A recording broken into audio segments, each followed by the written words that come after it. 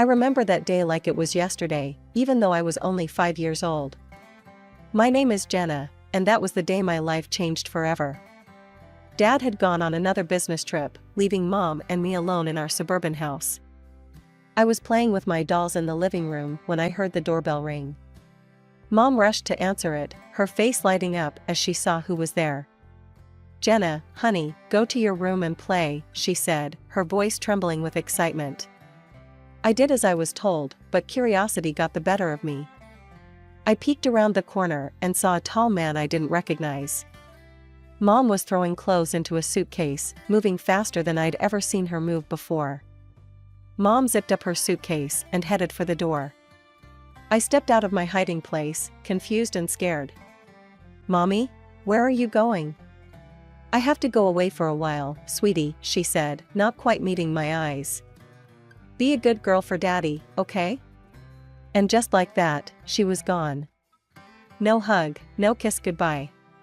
Just the sound of a car engine starting and then fading away into the distance. I stood there, staring at the closed door, waiting for her to come back. But she didn't. The house felt bigger and emptier than ever before. As night fell, I grew more scared. I tried to turn on the lights, but I was too short to reach the switches. The darkness closed in around me, and I started to cry. "Mommy, Daddy." I called out, over and over again. But no one came. I don't know how many days passed. I was hungry and thirsty, and the dark seemed to be alive, full of monsters waiting to grab me. I cried until I had no tears left, then huddled in a corner, shaking with fear. Finally, I heard voices outside. Our neighbor, Mrs. Johnson, was talking to someone. "I've been hearing a child crying for days," she was saying. "I'm worried something might have happened." The door burst open, and suddenly the house was full of people. Policemen, neighbors, and finally, my dad. "Jen," he cried, scooping me up in his arms. "Oh God, Jenna, I'm so sorry." I clung to him, sobbing with relief. Over his shoulder, I saw a policeman holding a piece of paper. "Mr. Anderson," he said gravely. "I think you should read this." Dad set me down gently and took the note. As he read it, his face crumpled. He looked older suddenly, like he'd aged years in just a few moments. "She's gone," he whispered. "Linda's gone. She left us." The next few weeks were a blur. Dad took time off work to stay with me. We had lots of visitors, relatives, friends, and a nice lady who Dad said was a child psychologist. "Jenna's been through a traumatic experience," the psychologist explained to Dad. "It's normal for her to have some fears and anxieties after what happened." And boy, did I have fears. I couldn't sleep without a light on, the dark terrified me. And I panicked whenever Dad had to leave, afraid he wouldn't come back either. The fear never really went away. It became a part of me, as much a part of my identity as my brown hair or green eyes. Jenna Anderson, the girl whose mother left her, the girl afraid of the dark, the girl always worried about being abandoned. As the days turned into weeks, and weeks into months, life settled into a new normal. Dad and I became a team of two, figuring out how to navigate this new world without Mom. He learned to braid my hair, badly at first, but he got better with practice, and I learned how to make his coffee just the way he liked it. That changed the day Dad met Helen. I was 7 years old when Dad introduced me to her. Helen had kind eyes and a warm smile that made me feel instantly at ease. Over the next few weeks, Helen became a regular presence in our lives. She didn't try to replace my mom, something I appreciated more than I could express. Instead, she carved out her own space in our little family. One day, I overheard Dad talking to her on the phone. "I think it's time, Helen. Will you move in with us?" Helen moved in a week later. She didn't try to be my mom, but she became something just as important, a friend. She helped me with my homework, braided my hair much better than Dad ever could, and always made sure there was a nightlight in my room. As the years passed, our lives changed in other ways too. Dad's company took off, and suddenly we were moving to a big new house in a fancy neighborhood. I got my own room with a walk-in closet and a view of the backyard pool. But some things didn't change. I still slept with a nightlight. I still worried every time Dad went on a business trip. And sometimes, late at night, I'd catch Dad looking at old photos of Mom. My 10th birthday started like any other day. I woke up to the smell of pancakes, Helen's special birthday tradition for me. Dad was home from work, and we were planning a small party later. Everything seemed perfect. Then the doorbell rang. As I walked into the living room, I froze. Standing there, looking older but unmistakable, was my mother. And next to her was a little girl, about 5 years old, clutching a teddy bear and looking around wide-eyed. "Linda," Dad said, his voice tight. "What are you doing here?" Mom took a deep breath. "Tom, I'm so sorry. For everything. I know I have no right to be here, but..." She gestured to the little girl. "This is Emma. She's your daughter." The room went silent. I felt like I couldn't breathe. Dad's face went through a range of emotions: shock, anger, disbelief, and then, something else. "My daughter?" he repeated. Mom nodded. "I was pregnant when I left. I didn't know then, I swear. Tom, I've made so many mistakes. I'm not asking you to forgive me, but Emma, she deserves to know her father." I watched as Dad knelt down to the little girl's level.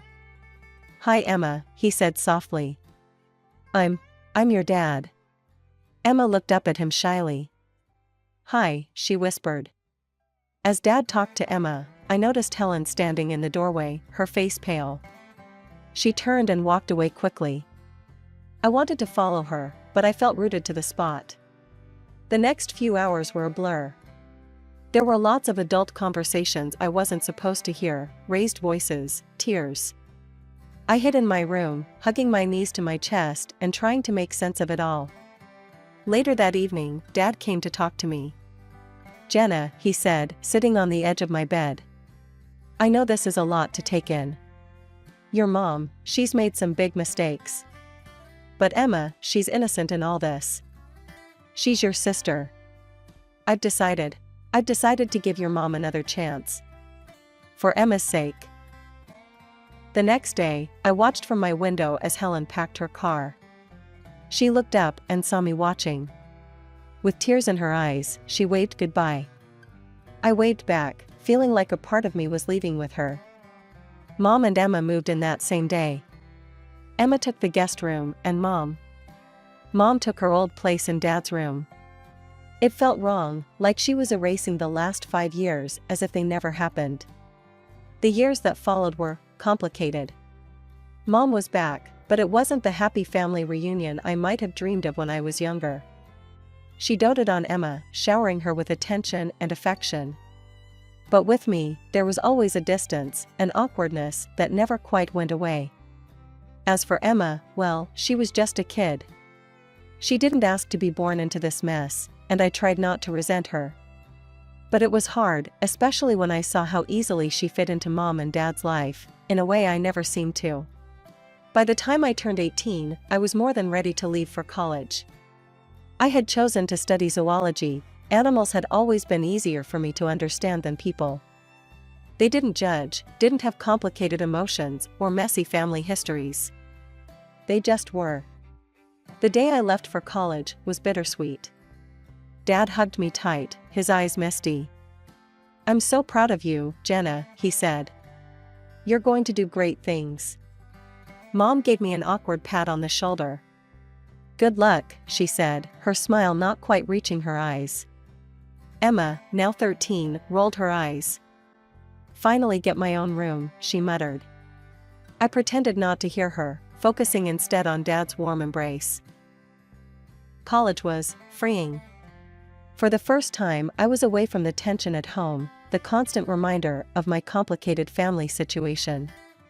I threw myself into my studies, finding solace in the world of animals and nature. But even as I excelled academically, I struggled socially. Years of feeling like an outsider in my own family had left their mark. I was quiet, reserved, always afraid of getting too close to people. What if they left, like Mom had? What if they replaced me, like Emma seemed to have done? Instead, I found comfort in the college's small zoo. I volunteered there in my spare time, caring for the animals. There was a particularly grumpy old llama named Larry who became my favorite. He didn't like most people, but he seemed to tolerate me. The years at college flew by, and before I knew it, I was graduating. As I stood in my cap and gown, diploma in hand, I scanned the crowd. Dad was there, beaming with pride. Mom and Emma were there too, clapping politely. "Congratulations, Jenna," Mom said stiffly. "Your father and I have been talking, and, well, we think it's time you started looking for your own place. You know, spread your wings." I felt like I'd been punched in the gut. I looked at Dad, hoping he'd contradict her, but he just looked away, his expression pained. "Right," I said, trying to keep my voice steady. "Of course. I'll start looking right away." The days following my graduation were tense. I was back in my childhood home, but it felt anything but welcoming. Dad tried his best to make me feel comfortable, but Mom and Emma made it clear that I was an unwanted guest. "Jenna, have you started looking for jobs yet?" Mom would ask over breakfast, her tone falsely sweet. "You know, it's important to get your foot in the door early." Emma would chime in, "Yeah, and maybe you could find your own place too. It's getting kind of cramped around here." Nights were the hardest. I still needed my nightlight to sleep, a fact that didn't escape Emma's notice. One evening, as I was getting ready for bed, she barged into my room. "Seriously?" she scoffed, pointing at my nightlight. "You're 22 and you still need that? No wonder you don't have any friends." I felt my cheeks burn with shame. "Leave me alone, Emma," I muttered. But Emma wasn't done. At dinner the next day, she brought it up again, this time in front of everyone. "Hey, Mom, Dad," she said, her voice dripping with mock concern. "Don't you think Jenna should see a therapist or something? I mean, she's an adult who's afraid of the dark and can't make friends. That's not normal, right?" I felt something snap inside me. Years of pent-up hurt and anger came flooding out. "You want to know why I'm like this, Emma?" I said, my voice shaking. "It's because when I was 5, my mother left me alone in a dark, empty house for days. Do you have any idea what that does to a child?" The table went silent. Dad looked down at his plate, his face a mask of guilt and pain. Mom's eyes widened in shock, then quickly filled with tears. "How dare you?" she cried, her voice rising dramatically. "How can you be so cruel and vindictive? I've tried so hard to make amends, to be a family again, and this is how you repay me?" As Mom continued her tearful tirade and Emma smirked triumphantly, I realized something: I couldn't live here anymore. This wasn't my home, and these people, they weren't my family. Not really. From that day on, I threw myself into job hunting with renewed vigor. Then, finally, a glimmer of hope. I had an interview scheduled at a small wildlife rehabilitation center. It wasn't glamorous, but it was a start. I left the house that morning feeling cautiously optimistic. But when I arrived, I found a hastily scribbled note on the door. "Interviews canceled due to unforeseen circumstances. We apologize for the inconvenience." Disappointed, I headed home earlier than expected. As I unlocked the front door, I heard voices coming from the living room. Mom and Emma, deep in conversation. I was about to announce my presence when I heard my name. "If Jenna wasn't around at all," Emma was saying. "I mean, it's not fair that she gets any of Dad's money. She's not even really part of this family." "I know, sweetie," Mom replied, her voice soothing. "But we have to be patient. Once she moves out, it'll be easier to convince your father to change his will. We just need to keep pushing her to leave." I felt like I'd been doused in ice water. They wanted me gone, not just from the house, but from the family entirely. And they wanted my inheritance too. As I sat on my bed, my mind raced. What should I do? Should I tell Dad? But would he believe me over Mom and Emma? He'd forgiven Mom for abandoning us, after all. He loved them. Maybe he'd take their side. My first stroke of luck came when I saw a job posting for the city zoo. They needed a zoologist to assist with their wildlife rehabilitation program. It wasn't a glamorous position, but it was exactly what I'd been trained for. I sent in my application immediately, and to my surprise and delight, I got called in for an interview. The day of the interview, I stood in front of the zoo's main gate, taking deep breaths to calm my nerves. The interview went better than I could have hoped. The head zoologist, Dr. Martinez, seemed impressed by my knowledge and passion. "You've got the job, Jenna," she said with a warm smile. "Welcome to the team." I could have cried with relief. Finally, something was going right. Working at the zoo was everything I'd hoped for and more. I spent my days caring for injured wildlife, educating visitors about conservation, and even assisting with research projects. In the evenings, I'd return to my tiny apartment, which I was able to rent with the money I saved. To combat the loneliness, I started participating in online forums for animal lovers and people with similar interests. That's where I met Jake. Jake was from the same city, shared my love for animals, and had a wicked sense of humor that made me laugh even on my toughest days. We started chatting regularly, sharing stories about our day and discussing everything from the latest conservation efforts to our favorite books. One day, Jake suggested we exchange photos. With trembling hands, I sent him a recent picture of me at the zoo.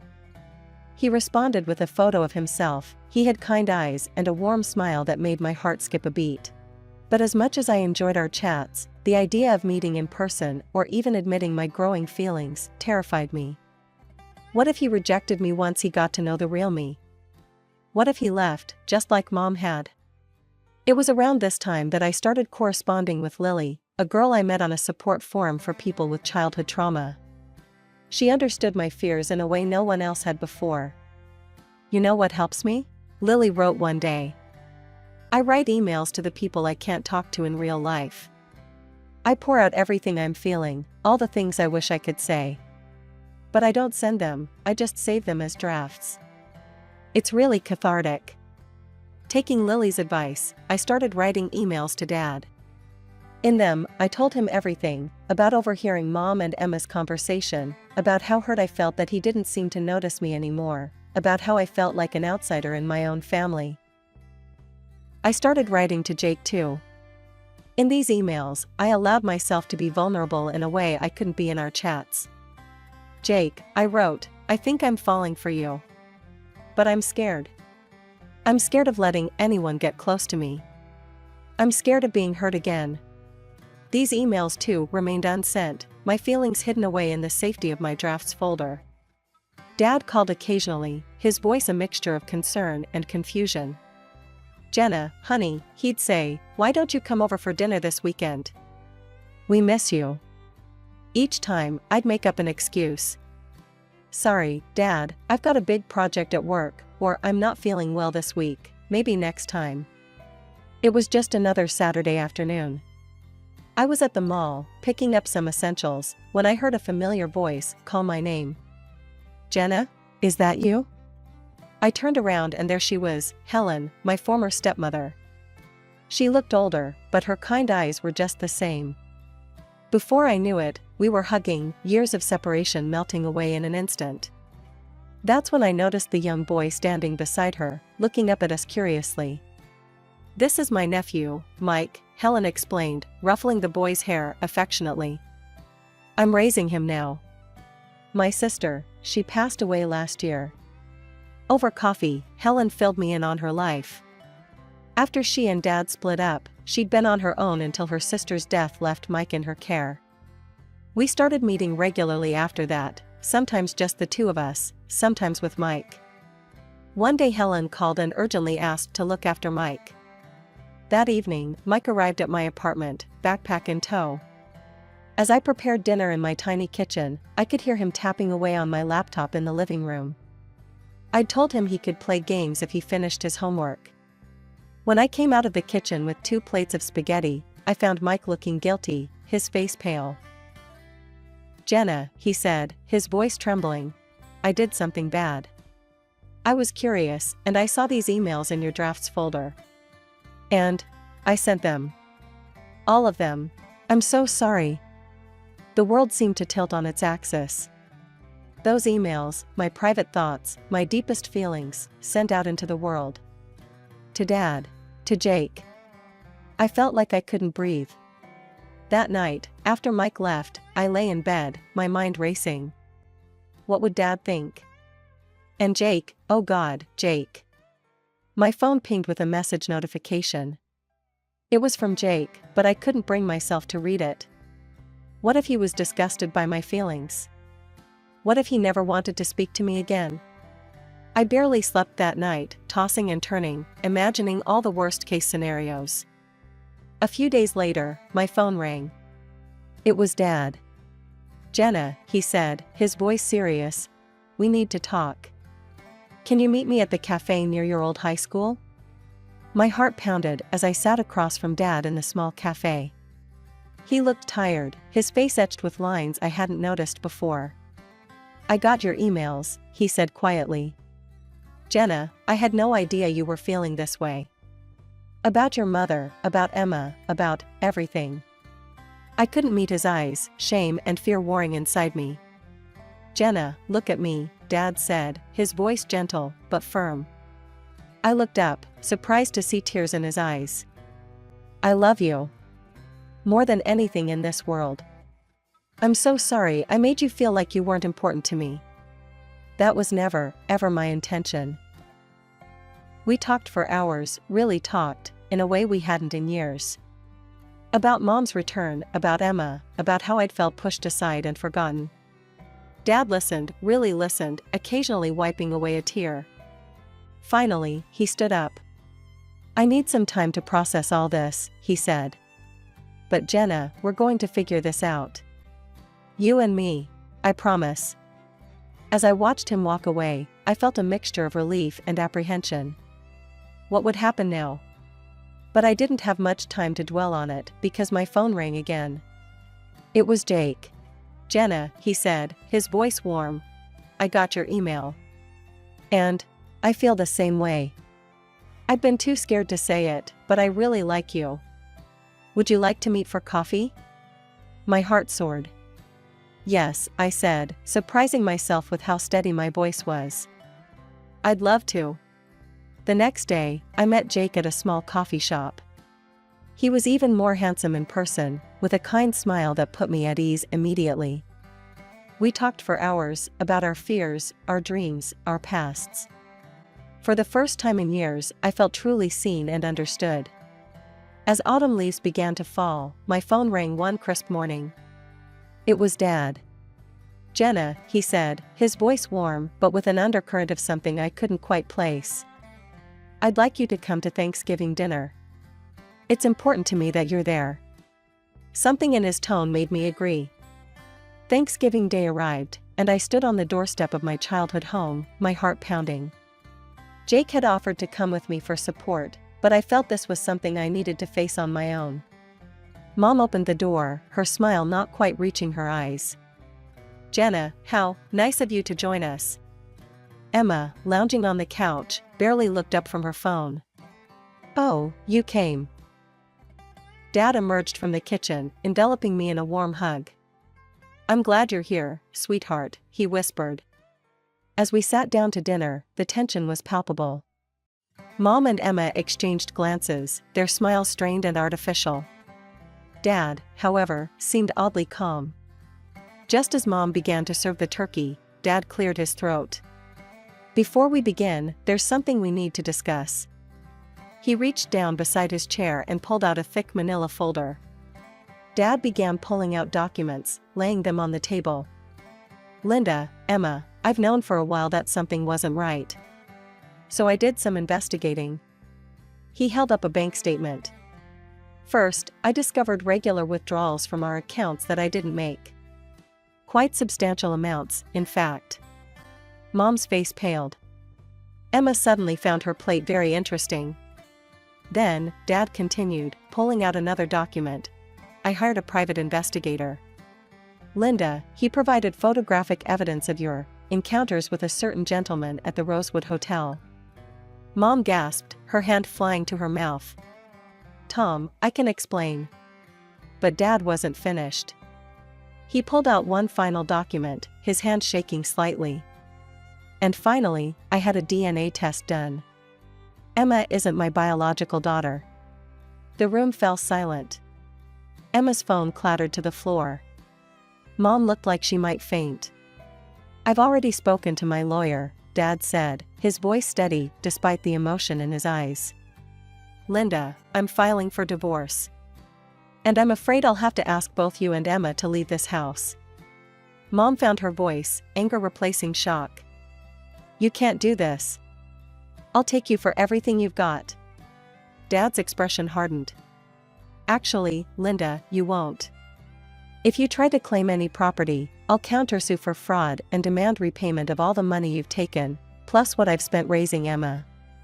My lawyer assures me I have a very strong case. Tears streamed down Mom's face as the reality of the situation sank in.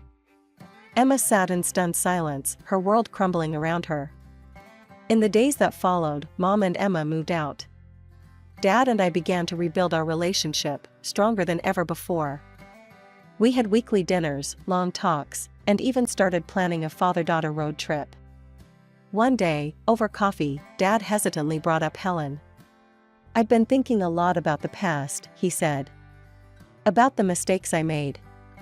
I reached out to Helen to apologize. We'd been meeting for coffee, talking things through. I smiled, genuinely happy for him. That's wonderful, Dad. Helen is an amazing woman. As for me, things with Jake were going better than I could have ever imagined. He was patient, kind, and understood my fears and insecurities. With his support, I was even starting to work through my issues in therapy.